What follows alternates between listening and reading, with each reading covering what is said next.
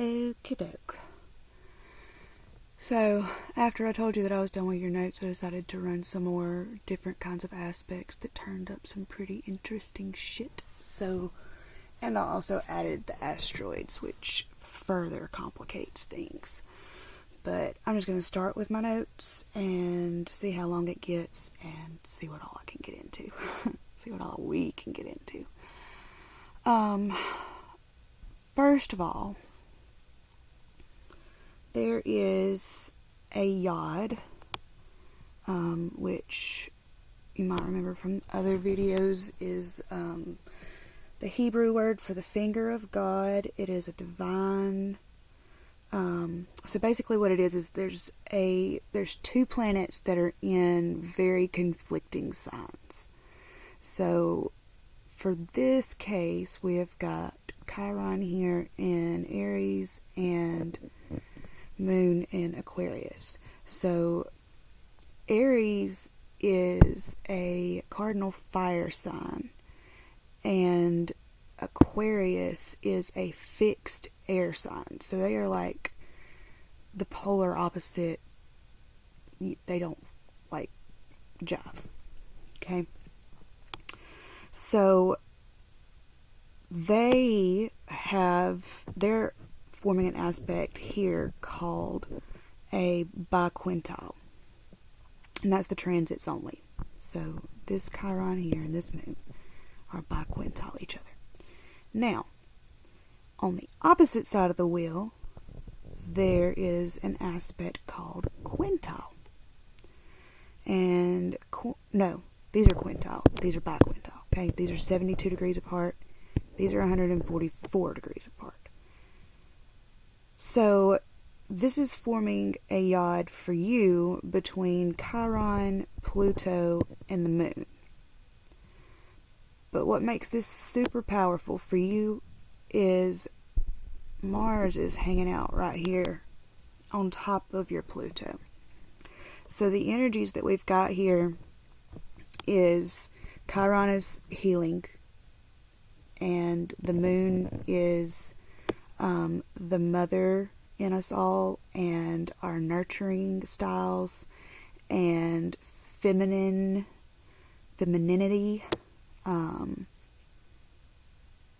Yeah, all of that.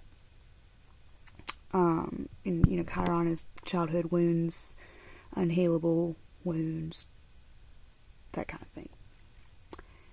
Pluto is transformation. Not just any transformation, it is radical transformation.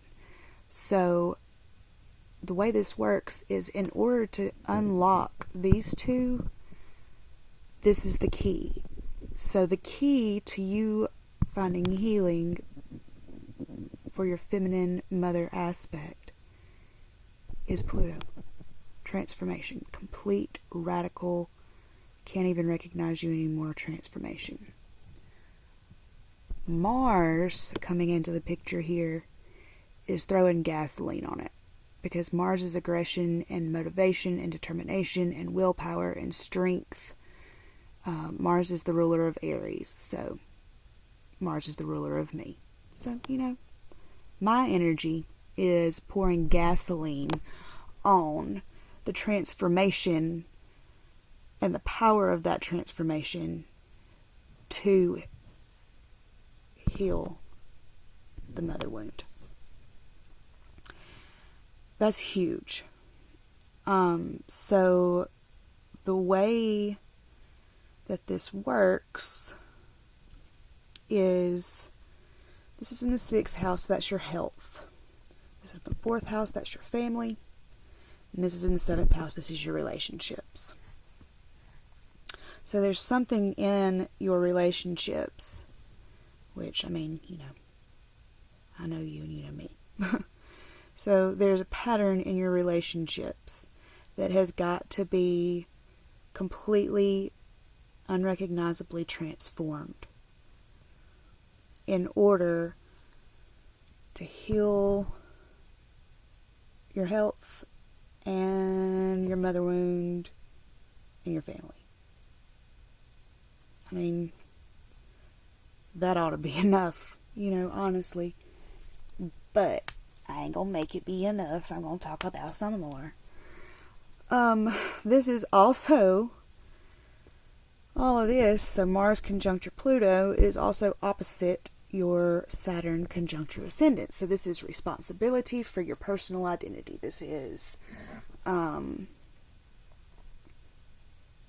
holding yourself accountable. It is being disciplined in all aspects of your life and your identity and how you think of yourself. The discipline associated with Saturn and the responsibility and the structure of Saturn, where it relates to how you view yourself. There's a choice point. So this is an opposition. So that means that there's a choice point to be made here. And the choice is if you're going to stay stuck and be stubborn, like Saturn and like Mars, if you're going to take those lower vibrations or lower manifestations of these energies, or if you're going to instead take this finger of God path and stay buckled down and do what needs to be done to make it happen. The next thing that I have written down is why I wanted you to watch the end of that video, where it was talking about Uranus, and let's look at the transits only right quick. Uranus is squaring Lilith on the next moon, I believe is what she said.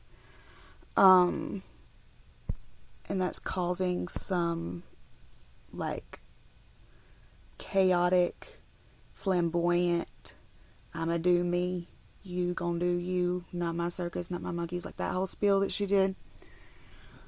That's here.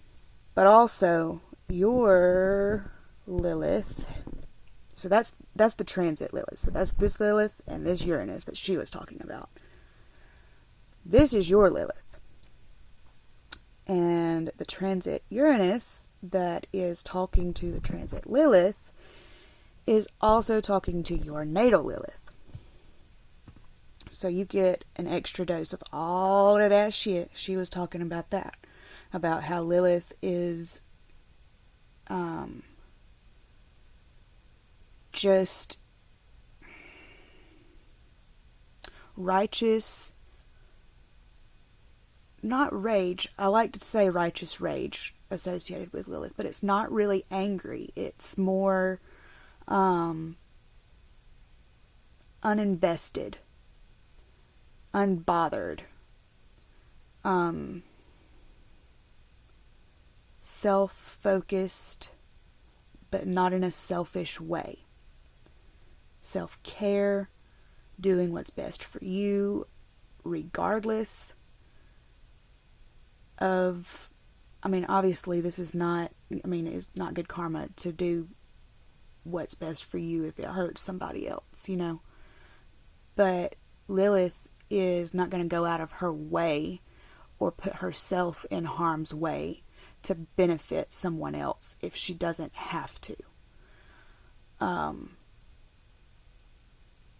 Actually, I don't think Lilith would at all. I don't think she would save a kitten from the middle of the street, to be honest. But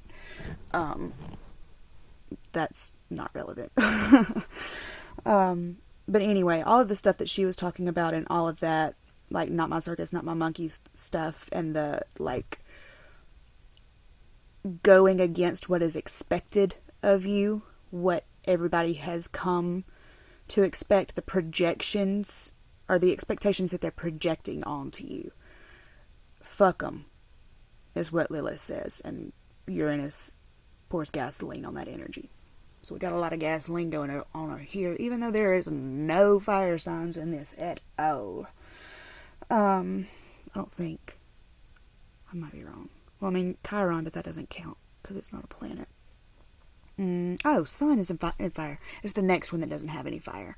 But, there you go. Gasoline, fire. Meet Robin. You've also got Pluto talking to your moon. So here's transit Pluto, and it is sextile exact right now your moon, so that is more transformation energy. It's the same kind of communication that we've got going on right here, but it's easier. Sextiles are the smooth aspect, the beneficial aspect that requires you to take that step. So these are trines, these longer blue lines. This is a sextile, so it is one that you have to make a conscious energy investment into. But that does not mean that you have to work your ass off for it. All that means is that while surrendering to the divine and the energy of the moment, you also have to be consciously aware of the choices that you're making within that energy and making sure that they are in alignment with where you want to go. Jupiter and Pluto are talking both directions. So we've got the transit Jupiter here, and it is trining your natal Jupiter. And then here's the transit Pluto, and it is trining your natal Jupiter. So both ways, I might have said that wrong, but Pluto trine Jupiter and Jupiter trine Pluto. You got both of them. And they're both exact. Dude,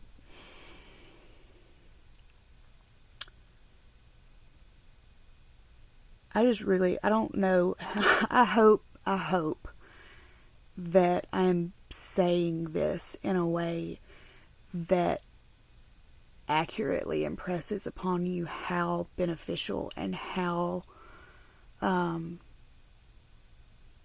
proud the divine is of you, and how they are rewarding you. I hope that I'm getting that message across, because karma works both ways. And it is high time for both of us, you and I both, to reap some beneficial karma. And I don't know a whole lot of ways that Source could spell it out for either of us, honestly. This is really, really beautiful. And the hardness of it, the hardship, the pain, the challenge, the challenge of it, the part of you that is resistant or that feels like everything is out of control, that part of you is clinging to a comfort zone. And mine is too. It's the ego mind that is conditioned to believe in the stories that we've told ourselves about ourselves. And that's the part that's making this hard. This is not a hard decision for either of us to make. If we take an observer perspective and take the human programming and the human, not emotion, because you don't need to take emotion out of it, but just take, if you could imagine, like when you're meditating, or if like the way that you astral project is you visualize yourself observing yourself. So like you're in a meditative state, or if it's lucid dreaming, you're, in a sleep state, and you literally like visualize looking down on your body in that unconscious or unaware space, with the knowledge that you are your consciousness. You're not that body, you're the soul. And so if you can switch your perception from the one that identifies with this 3D incarnation and the flesh suit that you're rocking in it, and shift that into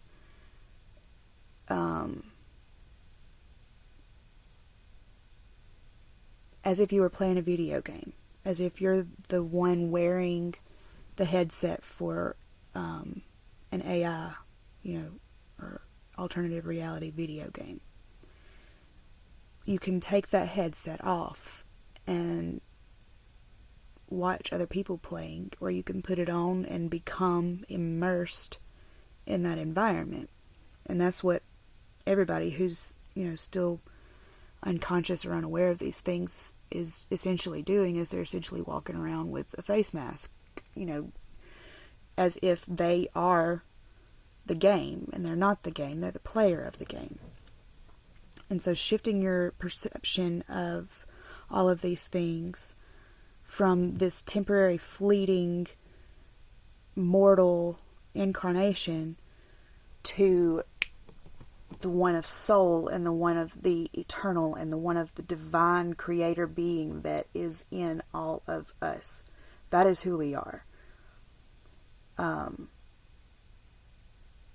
It takes away all the pain of it, because you begin to realize that it's literally all going exactly the way that it's supposed to. It is for your growth. It is for her growth. I had a huge revelation the other night when I was thinking about my family and how to unwrap my mind from that situation. And what I realized is I have been attempting to view my parents as their human bodies, while attempting to identify myself as a divine being, as an observer, as something separate from this body. And that didn't really work. And so when I stepped back and imagined or visualized a conversation between my higher self and my mother's higher self, it completely rocked my world. And I'm not even going to go into how it changed my perception or what conclusions I came to, because I don't want my experience to influence yours. But I would encourage you to do that, to take all of these painful relationships that you're experiencing right now and remove them from their body as well, while you're trying to remove yourself and become an observer of your life. Also hold an awareness that they too are something far greater than this body, and that they too have come here with a purpose and with an intention that basically is set on soul growth, on getting to the next level. And these are the lessons that they signed up for. These are the lessons that you signed up for. And just consider that, when you're in a good headspace, because it really it moved me when I did that about my parents. Anyway, I digress. This Jupiter and Pluto, like I said, it's expansion through transformation.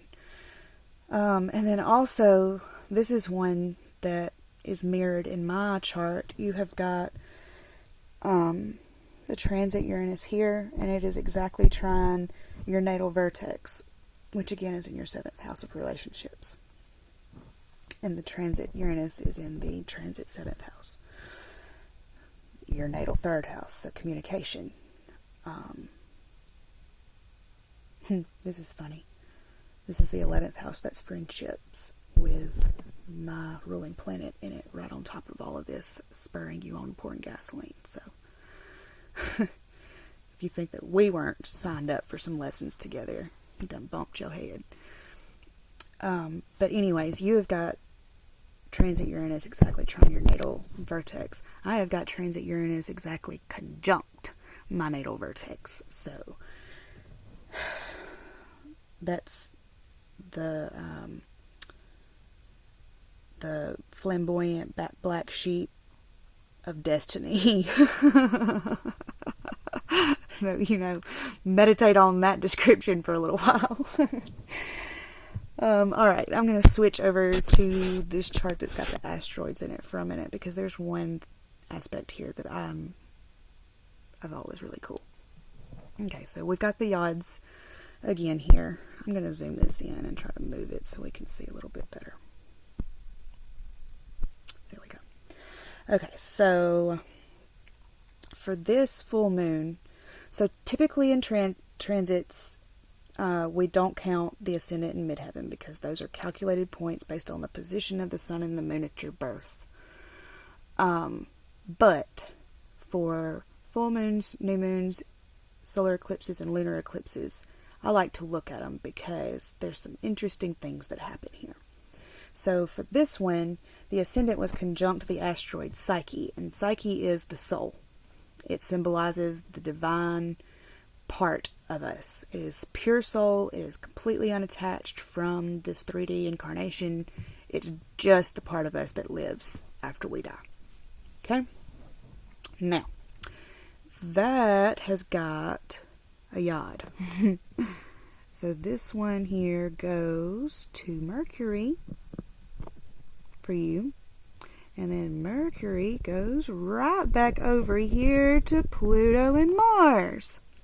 So we've got communication coming in to this already pre-existing yod. And soul. And not only soul, but soul conjunct identity. So identifying yourself as soul. Whew.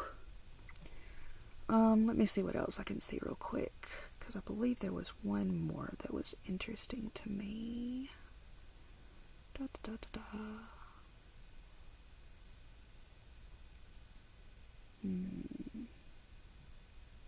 da. We've got your natal psyche here, so that's your natal position of your soul, and it's in Aries. So you're fiery on the inside. Chiron here is conjunct your psyche, and it is forming a yod yet again. So this is the pinnacle of the yod. So identifying as your soul, healing your soul wounds, karmic patterns, blah blah blah blah blah, all of that is in this yod with Neptune and yet again Pluto and Mars. So I feel like that's pretty oh, you got another one over here.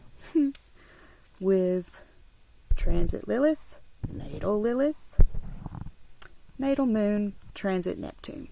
So Neptune is, spirituality, is the higher manifestation of Venus. So beauty and the beauty of life, the beauty of spirit, the beauty of the unseen, all of that. You've got that yod between Lilith, which is standing up and saying, I'm not doing your stupid shit anymore. I know who I am. I know who I am as a mother. I know what I came here to do and what I came here to be, and I'm going to need you to back up off while I fucking do it. You need everybody to back up off while you fucking do it.